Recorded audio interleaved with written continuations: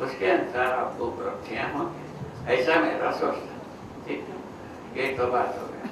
मानव जाति यदि मानवत्व को पहचानता है, स्वीकारता है, अपना स्वत्व को पहचाना, उसके पहले अपना स्वत्व को पहचाना। दूसरे की जितने भी दूसरा कुछ पहचानते हैं, कहीं ना कहीं दगाबाजी होता है। उसका पहला प्रमाण है विषय धरती बीमार होना। धरती के साथ दगाबाजी हुई, इसलिए धरती बीमार हुई। प्रकृति के साथ, ऋतु के साथ, ऋतु संतुलन के साथ दगाबाजी क्या, ऋतु संतुलन बिगड़ गए।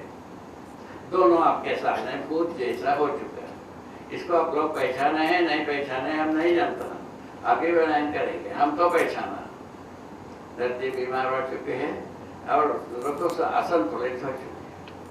अब आगे पीढ़ी के लिए हम क्या दे रहे हैं, उसको भी सोचिए। क्या चीज अच्छा दे रहे हैं, बुरा दे रहे हैं, क्या दे रहे हैं हम? मैंने सबसे ज्यादा आज भी ये माना जाता है, मैं जो इंजीनियरिंग हुई है ज्यादा निर्दोष, ऐसा माना जाता है। इंजीनियर जो है ना, कम से कम अपराधी है, ये भी माना जाता है। इसके बावजूद ये हालत बनी, तो सारे करतूत का मूल में इंजीनियर ही दायी। सभी डिवाइस जो है ना, सभी डिजाइन इंजीनियर ही करता है। डॉक्टर कोई भी डिजाइन नहीं करता, डॉक्टर का उपचार भी एक इंजीनियर ही करता है।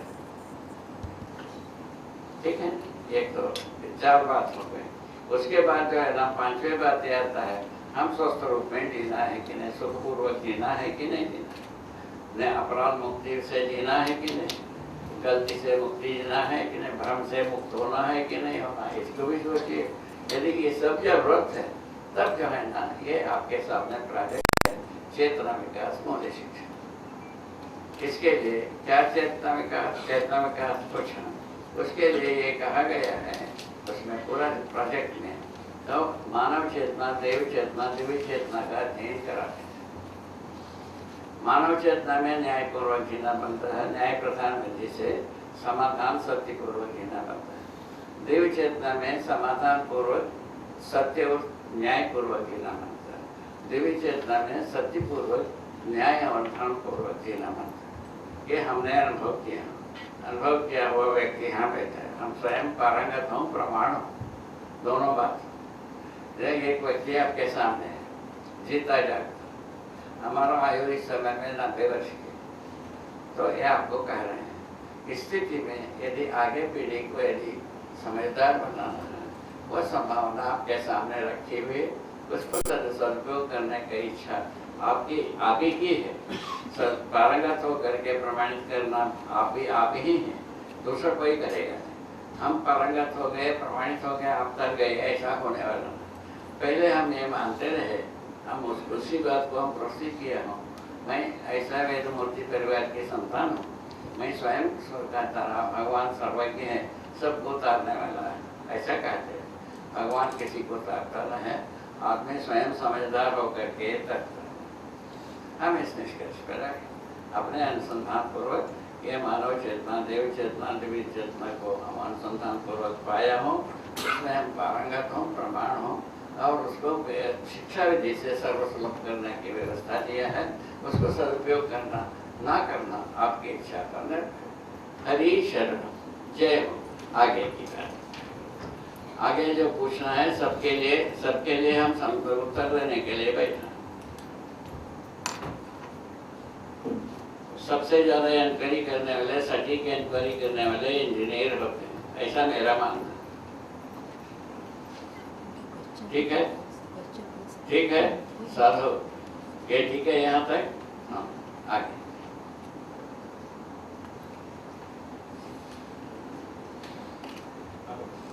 बोलिए।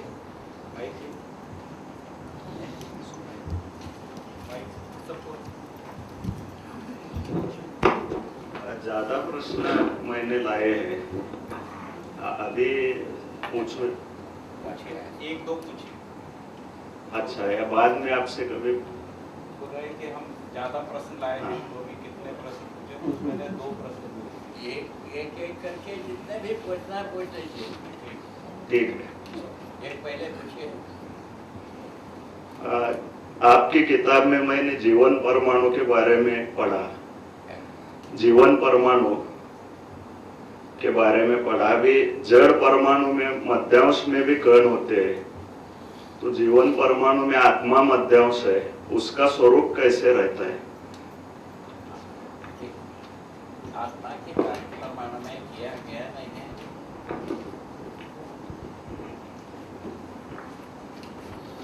आपने यदि पढ़े होंगे, परमाणु में आत्मा का नाम नहीं दिया है। आत्मा हम मान सकते हैं मानव, ऐसा लिखा है। क्या आत्मा को मान सकते हैं? मध्यांश को। कैसा मध्यांश को माना जा सकता है? क्यों परमाणु में संवेशात्मक आवेश होते हैं, उसको संतुलित बनाने का काम मध्यांश ही करता रहता है। इसीलिए उसका आत्मा भी आप कह सकते हैं। आत्मा का वास्तविक प्रमाण मानव में ही होता है। कैसे होता है? अनुभव मूलक विधि से होता है। ये केवल मानव जाति में ही होगा। मानव का मौलिक अधिकार है क्या करना? सत्य में, सहअस्तित्व में अनुभव करना, यह मानव का अधिकार है। ये जीवों का अधिकार नहीं है, और ना कि वनस्पतियों का अधिकार नहीं, या ना कि वस्तुओं का। इस आधार पर उसको कहा। ठीक है, संतुष्ट? आगे ईश्वर व्यापक सत्ता है। ईश्वर व्यापक सत्ता है। आपकी किताब में मैंने एक वाक्य ऐसा पढ़ा कि आत्मा से सूक्ष्म होने के कारण ईश्वर को परमात्मा कहते हैं। जो सबको व्याप्त करता है वो सूक्ष्म कैसे हो सकता है? ये बहुत अच्छी बात, स्वागत। इसका उत्तर होना चाहिए। उत्तर किताबों में लिख चुका हूँ, उस ओर आपका ध्यान गया नहीं है। ध्यान दिलाना हमारा काम। ठीक है, मुख्य रूप में क्या है? वस्तु सत्ता को व्यापक मान दिया। व्यापकता का क्या मतलब है? एक दूसरे के बीच में जो रिक्त स्थली है, ये स्वयं हर वस्तु की परस्परता के बीच में है।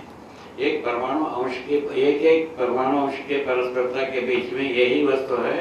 एक परमाणु के परस्परता में भी यही वस्तु है। एक अणु की परस्परता में भी यही वस्तु है।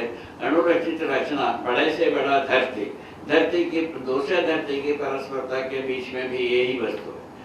इन कारणों से इसको व्यापक वस्तु नाम है। ठीक है। दूसरा हम अनुभव किया है, ये परगामी है। परमाणु अंश में भी परगामी है, परमाणु में भी परगामी है, अणु में भी परगामी है, अणुरचित रचना में भी परगामी है, और इसके अणुओं के बनी हुई प्राण कोशिकाओं से बनी हुई रचनाओं में भी परगामी है। और कोई भी ऐसा वस्तु नहीं है, पत्थर, धातु, मणि, कोई भी ऐसा वस्तु नहीं जिसमें परगामी ना। एक परमाणु अंश में भी परगामी। इसीलिए इसको हम परगामी होने के आधार पर क्या हो गया? हर वस्तु ऊर्जा संपन्न होना देखा गया। ऊर्जा संपन्न होने के आधार पर जो मूल ऊर्जा सत्ता है, सत्ता से संपर्क होने से, भिगे रहने से ऊर्जा संपन्न हुआ है। और ऊर्जा संपन्नता हर वस्तु में, जड़ वस्तु में और चुंबकीय बल संपन्नता के रूप में आपको मिलता है। चुंबकीय बल संपन्नता को कोई इंजीनियर बनाता नहीं, ना केमिस्ट बनाता है, ना कोई डॉक्टर बनाता है। तो केवल चुंबकीय बल संपन्नता प्राकृतिक है। ये प्राकृतिक रूप में वो भिगे रहने से चुंबकीय बल संपन्नता। इसका दूसरा प्रमाण ये है कि हर परमाणु चुंबकीय बल संपन्नता के आधार पर ही गठित होता है। हर परमाणु अंश दूसरे अंशों के साथ गठित होता है, अपने चुंबकीय बल संपन्नता के साथ। इसीलिए सहअस्तित्वशील परमाणु बनते हैं, सहअस्तित्वशील अणु बनते हैं, सहअस्तित्वशील अणुरचित रचना, प्राणकोश रचित रचना होते हैं। उसी आधार पर परमाणु में विकास होता है, जीवन गठन पूर्ण नाम की स्थिति बनता है, फलस्वरूप प्रस्तापन विस्थापन समाप्त हो जाता है, जीवन क्रिया शुरू होता है। जीवन क्रिया शुरू होता है, जीने की आशा शुरू होता है। ये भी कोई इंजीनियर मानव का कोई उसमें अंगुली रखने की जगह नहीं। इसी आधार पर प्राकृतिक रूप में जो उपलब्धि है उसको हर इंजीनियर समझें और सब उसे जीने की विधि को अपनाएं। ये मेरा कहना है। ठीक, ऐसा हुआ। आत्मा के बारे में क्या कहा? आत्मा जो है ना, हम कह सकते हैं, मानो नाम दे सकते हैं इच्छा को, ठीक है। मध्यांश नाम दिया है, ठीक है। मध्यांश के आधार पर सब जड़ परमाणुओं में बताया है, जीवन परमाणु में आत्मा के नाम दिया। आत्मा इसीलिए नाम दिया, पर परंपरागत शब्द है ये, लोगों को सुगम है, इसीलिए शब्दों का प्रयोग किया।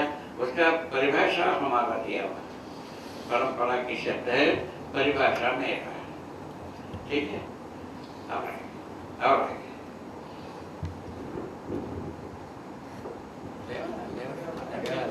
प्रशांत जी आप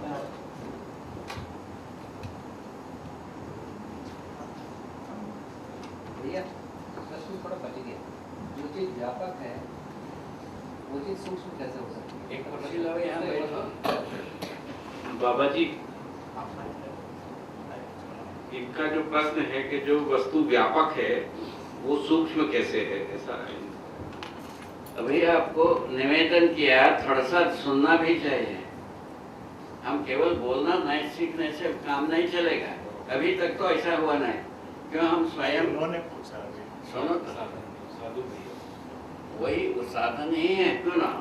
कोई भी न करो, केवल बोलना पर्याप्त नहीं है, समझना भी जरूर।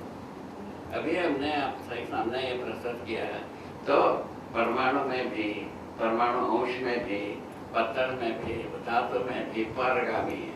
इसको परमाणु से अणु से अणु अणु से अणु अणु अणुओं से रचित अणु परमाणु अंशों से भी परम सूक्ष्म होने से आत्मा को क्या बताया? परमाणु अंश को बताया, और आत्मा से सूक्ष्म होने के आधार पर परमात्मा नाम दिया, क्योंकि पारगामी है। पारगामी होने का गवाही जड़ प्रकृति में चुंबकीय बल संपन्नता के रूप में है, चैतन्य प्रकृति में कल्पनाशीलता कर्म स्वतंत्रता के रूप में है। मनुष्य, हर मनुष्य में कल्पनाशीलता कर्म स्वतंत्रता आज जन्म लिया हुआ बच्चे में भी अपन अनुभव कर सकते हैं, आज मरने वाले आदमी में भी अनुभव कर आगे।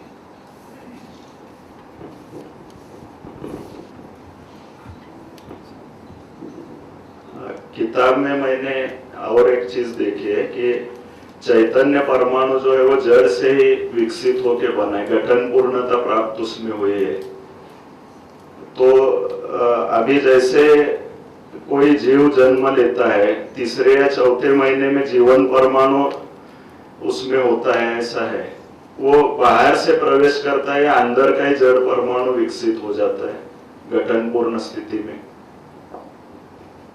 बाबा जी ये पूछ रहे थे कि जो जीवन परमाणु होता है वो शरीर में के अंदर से ही गठनशील से गठन पूर्ण हो जाता है, या पहले से अस्तित्व में पहले से अस्तित्व में गठन पूर्णता बना रहता है। जीवन शरीर के साथ कोई संबंध नहीं है। शरीर के साथ जितने भी अणु परमाणु हैं वो प्राणकोशा के रूप में काम करते रहते हैं, ठीक है ना? रसों के रूप में भौतिक वस्तु रहता है, रसों के रूप में, मांस के रूप में भौतिक वस्तु रहता है, इकट्ठा रहता है। प्राणकोशाएं जो है ना, तो गठन पूर्व उसमें रचना विधि से ही रचना करते रहते हैं, मरते भी रहते हैं, जन्मते भी रहते हैं, ठीक है? ये समझ में आता है? नहीं आता? इतने भाग समझ में आता है कि नहीं? थोड़ा बहुत समझ में। हाँ, बताइए ना, क्या समझ में नहीं आया, समझाएंगे। रचना विधि से बनता है। जो हर प्राणकोश में दो सूत्र होते हैं, प्राण सूत्र उसका नाम है ना? उसको आप कहते हैं क्रोमोसोम, ठीक है ना? आपका नाम दिया हुआ, विज्ञान का नाम दिया हुआ है। हमारा नाम है प्राण सूत्र। उसमें जो है ना, हर प्राण सूत्र जब कभी सांस लेना शुरू करता है उसी वक्त रचना विधि उभराता है, उस प्रकार की रचना में भागीदारी करता है। उसमें सर्वप्रथम काई में काम भागीदारी करता है, उसके बाद एक कोशा वाले रचना में काम करता है, द्विकोशा में करता है, बहुकोशा में काम। बहुकोशा का मतलब बहु अंग प्रत्यंग वाला कार्य करता है। कोशा वही है, हम नाम दिए हैं बहुकोशा। बहुकोशा क्या चीज है? एक ही प्रजाति की प्राण कोशा है, अनेक कार्य करना। जैसा हमारा शरीर में पैर है, सिर है, मेधस तंत्र है, भुजाद है, हृदय तंत्र है ना, इसमें गुर्दे की तंत्र है, ठीक है ना, और यकृत तंत्र है, प्लेह तंत्र है, ऐसे 4-6 तंत्र है। उन तंत्रों में रहते हुए उन्हीं तंत्रों का काम करते हैं। इसी का नाम है बहुकोश। उसी प्रकार झाड़ में जड़ होता है, तने होते हैं, फूल होते हैं, पत्ते होते हैं, है ना, फल होते हैं। ये सब चीजें 5 भागों में अब एक ही प्रकार की प्राण कोशिकाएं काम करते हैं, इसीलिए बहुकोशिका है। ये अपन व्याख्या दे सकते हैं ना, अच्छी तरह से बच्चों को समझा सकते हैं ना। बहुकोशिका करके क्या मतलब है उसका? अभी आप पढ़ा रहे हो बच्चों को बहुकोशा से काम होता है। बहुकोशा को क्या मतलब दिया? पैर में अलग जाति के होते हैं, नाखून में अलग जाति के होते हैं, सिर में अलग जाति के होते हैं, जीभ में अलग जाति के होते हैं, फल में ऐसे अलग जाति के होते हैं, पत्र में अलग जाति के होते हैं। इस प्रकार के हम पुराण को गढ़े। ऐसा कोई चीज नहीं। प्राण कोशाएं अपने में सब प्राणित होते हैं। वो रचना विधि संपन्न रहे। नंबर 1, वो हर जहाँ काम करते हैं वहीं का काम।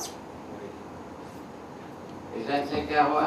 हर मनुष्य के लिए ये सूत्र बनता है कि जहाँ जिसका हमारे सामने है उसको करना योग्य होना चाहिए। ठीक है। अभी क्या हो गया, हम बच्चों को पढ़ाते हैं और काम करना योग्य अपन बनाते नहीं है। ये परमाणु अंश से बनी हुई प्राणकोशाओं का अध्ययन करने से इतना ज्ञान होता है, हम जहाँ जरूरत पड़े वहाँ के काम करना चाहिए, ये ज्ञान होता है। ऐसा हर व्यक्ति को होना चाहिए, नहीं होना चाहिए, आप निर्णय करिए। होना चाहिए। आइए, अच्छी तरह से उत्साह से, निराशित होने के एक पैसे की नहीं है।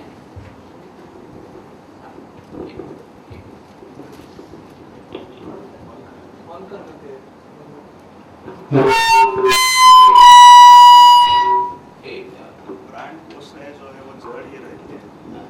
प्राण कोशिकाएं तो जड़ रहती है और जीवन परमाणु तो चैतन्य बक्ष है।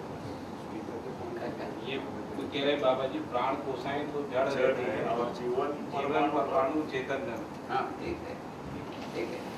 चैतन्य क्रिया अलग चीज है। जीवन क्रिया, रासायनिक क्रिया, भौतिक क्रिया, 3 क्रिया है अस्तित्व में, संपूर्ण अस्तित्व में। एक धरती नहीं, अनंत धरती में जितने भी आपको एक आते हो, क्या कहते हैं, सौरव्यूह, अनेक सौरव्यूह, आकाश गंगा कहते हो, अनंत आकाश गंगाएं कोई बने हैं क्यों ना हो, उसमें जो कुछ भी काम करते हैं वो जड़ क्रिया के रूप में तो प्राण कोशाएं काम करते हैं, भौतिक क्रियाएं परमाणु अणु ही काम करते हैं। ठीक है। उसके बाद आता है अणुओं से रचित रचनाएं होते हैं। प्राण कोशा भी अणुओं से रचित रचनाएं हैं, किंतु प्राण कोशाएं सांस लेते हैं, इसीलिए प्राण कोशा उसका नाम। ठीक है। अणुओं का ही एक संयोग से ये प्राण कोशा बनता है। ठीक, ये समझ में आता है। अब प्राण कोशा बनता है जब सांस लेता है, रासायनिक द्रव्य में डूबे हुए, घिरे हुए रहने से उनमें सांस लेने के तत्व होता है। इस आधार पर रासायनिक वस्तुओं का एक नृत्य होता है, एक तरंग होता है। वो तरंग में सांस लेने की गुण आता है। सांस लेने का गुण आते ही वो रचना विधि अपने आप से उभर के आता है। उस प्रकार के रचना में काम करते हैं। चैतन्य पक्ष आता है रचना विधि से। ये एक्सप्लेन होता है कि नहीं? व्यवहारिक है कि नहीं? जैसा आदमी जब तक के पेट के अंदर रहता है तब तक उनका कोई कल्पना समझ में नहीं आता। पेट से बाहर आते ही उनका कल्पनाशीलताएं समान प्रमाणित होना शुरू कर देती नहीं आता। इसी प्रकार पेट के बाहर जैसा हुआ वैसे ही जो सांस लेना हो गया प्राण पोषण होते ही रचना विधि हो रहा है। इस ढंग से जो यदि कल्पनाशीलता कर्म स्वतंत्र मानव को होने के फलस्वरूप की आपने एक झोपड़ी से लेकर फूस की और 275 मंजिल की मकान तक आप प्रेजेंट कर रहे हो। ठीक है, बैलगाड़ी से एक चक्के से लेकर एक हवाई जहाज पर सब प्रेजेंट कर रहे हो। नहीं कहे किया है? सब ये डिजाइन हो गया कि नहीं हो गया। ये सब कैसे हो गए? कल्पनाशीलता से हो गए, कर्म स्वतंत्रता से हो गए, है ना? कर्म स्वतंत्रता की तृप्ति के लिए कल्पनाशीलता को मानव ने प्रयोग किया। क्या सुना? ये दूसरा चैप्टर है। कर्म स्वतंत्रता की तृप्ति के लिए कल्पनाशीलता का प्रयोग किया है। आज तक कल्पनाशीलता के तृप्ति बिंदु को पाया नहीं। ठीक है, कर्म स्वतंत्रता को प्रमाणित करने के लिए कल्पनाशीलता को प्रयोग करते हुए जितने भी प्रयोग किया उसमें जीवों से अच्छा जीना बना, साथ में महान अपराध करना बना। किस आधार पर मिल गई? किसके वजह से? धरती बीमार होने से और पॉल्यूशन होने से, अपराध की प्रवृत्तियां बढ़ने से, अपराधों को वैध मानने की प्रवृत्ति बनने से ये प्रमाणित हो। नहीं तो अपन भी नहीं कह सकते, अपने पास कोई आधार है नहीं। इन तीनों आधारों पर इसको कहा जा सकता है। ऐसे आगे जो है ना यही रहना है कि ये इससे परिवर्तित होना है। सोचने की मुद्दा अपने ऊपर आता है। जो अभी जो प्रौढ़ है, समर्थ है, सोचने योग्य हैं, उनकी जिम्मेदारी बनती है। ठीक है,